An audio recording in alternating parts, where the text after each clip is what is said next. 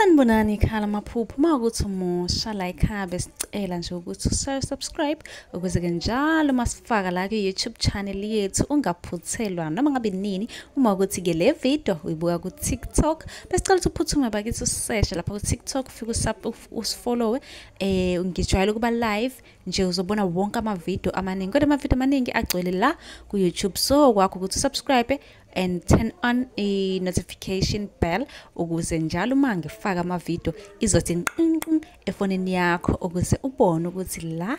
sikhuluma ngani ngoba wonke ama comment eniwabuzayo ngizolokhu nje ngenza ama video ngafaka uma ke nawe ubuzile ungakayiboni impendulo yakho scrolla semaningi ama video engiwenzile uzofika ke lapho ubone mhlawumbe impendulo yakho noma mhlawumbe uphuphe ungeza nawe uzoscrolla uzocinga impendulo ake ngiqhubeke ngichaze amaphupho eniwabuze kuma comment section. Ake sikhulume ngeduku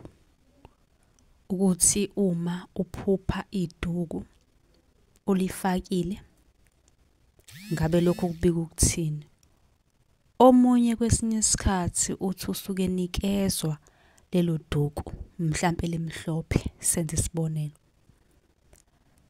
Lelo phupho lisuke libika ukuthi ke kungenzeka ukuthi kunesithonyo esidingayo ngenzeka ukuthi abadala bayadinga ukuthi wena ube nalo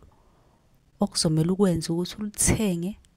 ube nalo ulishuqule ikakhulukazi omolala. Okubalekile ukuthi ke kumele ube nalo ulishuqule kodwa ulikhulekele okanye ngithi likhulekelwe bese kuba ukuthi kuyalifaka.